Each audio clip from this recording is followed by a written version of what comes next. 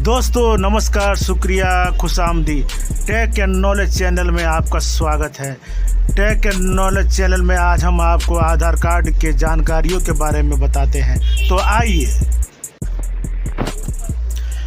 अब हम यूआईडी की ओरिजिनल वेबसाइट में जाएंगे और यूआईडी की वेबसाइट में हम जैसे ही जाते हैं तो उनके वेबसाइट को हम खोलते हैं और जैसे ही हम उनके वेबसाइट को खोलते हैं तो वहाँ पे बहुत सारे ऑप्शन नज़र आते हैं। तो हमें वेबसाइट में सबसे पहले अपने लैंग्वेज को हम चूज़ करते हैं। जैसे मान लीजिए हमने इंग्लिश लैंग्वेज को चूज़ किया। अब वेबसाइट जो है का दूसरा ऑप्शन खुल चुका है। अब हम जैसे ही इस दूसरे ऑप्शन को खोलते हैं कुछ पॉपअप हमारे सामने नज़र आते हैं। ये पॉपअप जैसे ही हमारे सामने नज़र आते हैं अब हम माय आधार के सेक्शन में जाकर डाउनलोड आधार को क्लिक करते हैं। पहले हम इसी तरीके से ही आधार कार्ड को डाउनलोड करते थे। अब जो है हम आधार कार्ड के डाउनलोड सेक्शन को क्लिक रहने देते हैं और वहाँ पे आधार नंबर को हम डालते हैं और नीचे दिए गए कैप्चा को भी हम डालते हैं। अब ये कैप्चा दोस्तों सही डालना पड़ता है। अगर ये कैप्चा डालने में गलत हो गई तो आधार कार्ड डाउनलोड नहीं हो पाएगा। अब हम कैप्चा जैसे ही डाले तो हम देखते हैं कि अब तो इसमें we could not complete your request ये ऑप्शन नज़र आता है। यानी पहले की तरह अब इस ऑप्शन से हम आधार कार्ड डाउनलोड नहीं कर पाते हैं। अब आधार कार्ड डाउनलोड करने की प्रक्रिया बदल चुकी है। अब जो आधार कार्ड डाउनलोड होता है इनरोलमेंट आईडी से डाउनलोड होता है और इनरोलमेंट आईडी सेक्शन को क्लिक करते हैं और इनरोलमेंट नंबर लिखते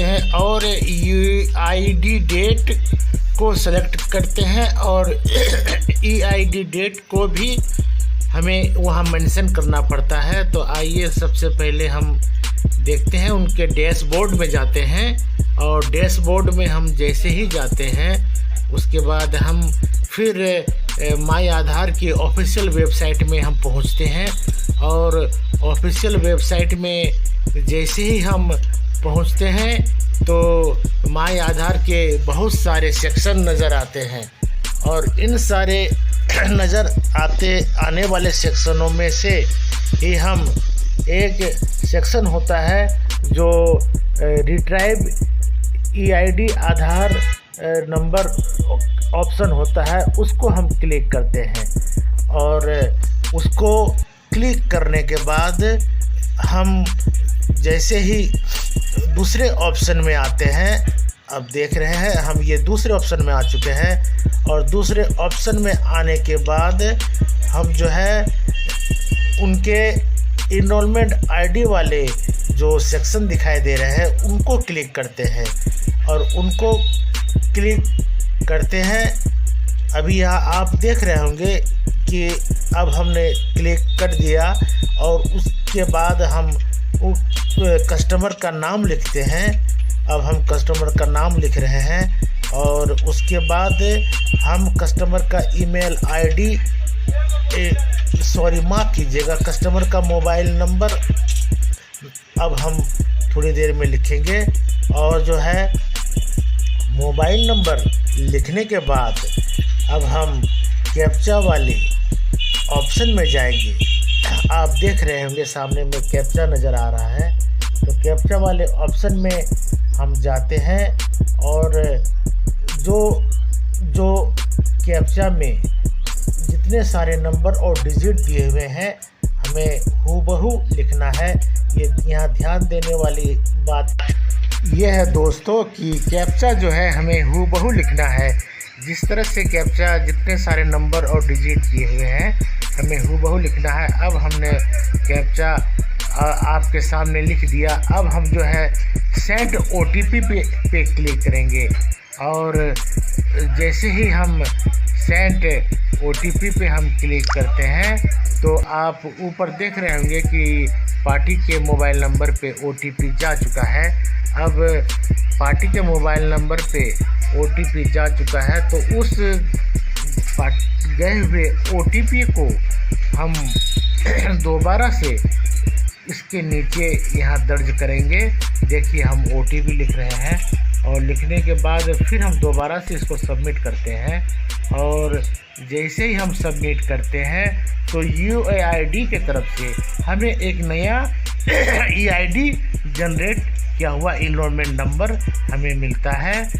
तो यही इनरोलमेंट नंबर हमारा नया इनरोलमेंट नंबर हुआ। अब हमें पुराने इनरोलमेंट नंबर की ज़रूरत नहीं है। अब हम दोबारा से माई आधार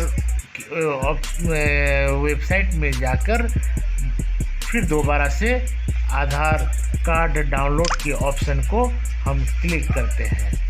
देखिए अब हम आधार कार्ड डाउनलोड के ऑप्शन पे जा रहे हैं।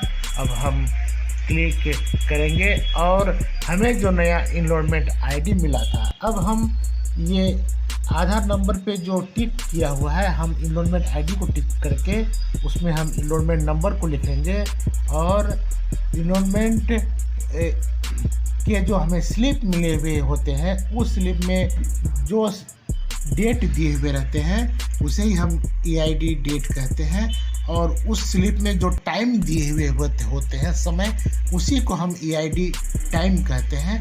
वो सारे हूबहू हमें दर्ज करने पड़ते हैं। अब आप देख रहे होंगे कि हम ये दोनों ऑप्शन को में टाइम और डेट को हमने लिख दिया है। अब देखिए शायद सेकंड हमें और लिखना पड़ेगा। ये देखिए हमने सेकंड लिख दिया और उसके बाद जो है अब हम नेक्स्ट ऑप्शन में जाने की तैयारी कर रहे हैं। अब हम जो है ये जो आपके सामने कैप्चा नज़र आ रहा है उस कैप्चा को हम दोबारा से अब हम यहाँ पे दर्ज करने जा रहे हैं। अब आप देख रहे होंगे कि हम ये कैप्चा दोबारा से दर्ज करने वाले हैं।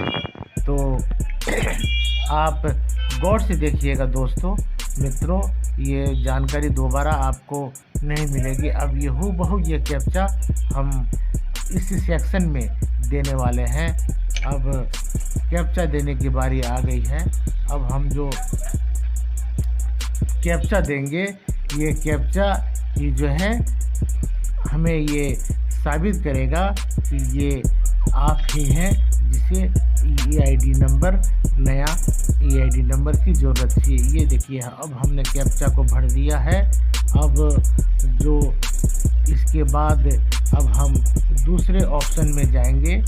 दूसरा ऑप्शन में जैसे ही हम उसको सेंड कर दिए हम देख रहे हैं कि आधार कार्ड सेक्शन में आधार कार्ड डाउनलोड हो चुका है और उसी आधार कार्ड को डाउनलोड करने के लिए हमने इस प्रोसेस में हमने गए थे।